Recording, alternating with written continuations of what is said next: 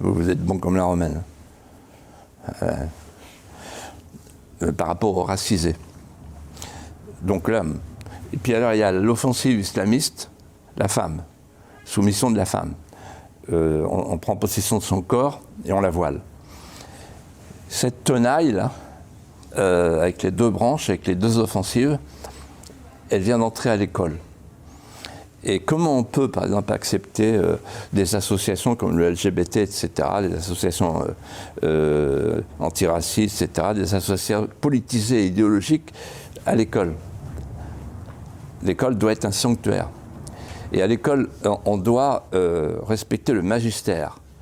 Quand moi j'étais jeune, je me souviens d'un des professeurs qui disait « Le cours magistral ne peut exister que s'il est magistral ». Et moi, j'avais des profs qui faisaient des cours magistraux. On respectait le magistère. Il y avait une estrade. Et quand le professeur entrait en classe, les élèves se levaient. Voilà. Et il y avait un uniforme. Moi, je suis pour l'uniforme à l'école. Je suis pour la discipline des affections.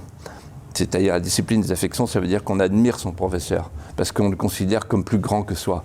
On a tout à apprendre de lui. Et à condition que le professeur soit un vrai professeur. De Gaulle disait en 1968, les enseignants sont faits pour enseigner, et les étudiants pour étudier. Bah oui, bah on n'y est plus du tout même.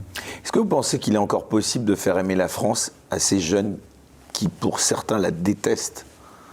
Alors, aujourd'hui, la déséducation nationale fait grandir des plantes d'hébétude qui promènent leurs étourdissements dans l'air du temps. Et quand ce n'est pas le cas, ça c'est dans le meilleur des cas, mais dans le pire des cas, les jeunes vont vers, je vous l'ai dit tout à l'heure, je vous le répète, vers d'autres héros, vers une autre histoire. Parce qu'ils sont déracinés et qu'ils cherchent des racines. Et que si on ne leur propose pas nos racines d'adoption, ils vont en chercher d'autres. Et on leur propose souvent l'histoire de la repentance aussi. Alors là, le problème que nous avons avec la cancel culture, c'est que le seul destin qui est proposé à l'homme blanc occidental, je ne sais pas si les Français en ont conscience, il y a un livre qui vient de sortir de Jean-François Bronstein, ça s'appelait la religion woke. Donc vous avez les racisés qui sont au paradis, les racisés c'est ceux qui ne sont pas blancs, et en enfer, aux portes de l'enfer, vous avez les blancs occidentaux, etc., colonialistes, etc.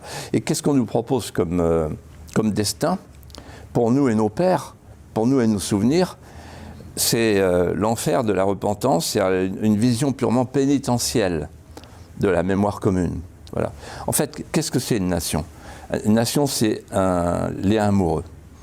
Et donc, si on ne refait pas un peuple amoureux, la France va disparaître. Une nation, c'est des souvenirs communs, un art de vivre qu'on partage et une langue qu'on protège.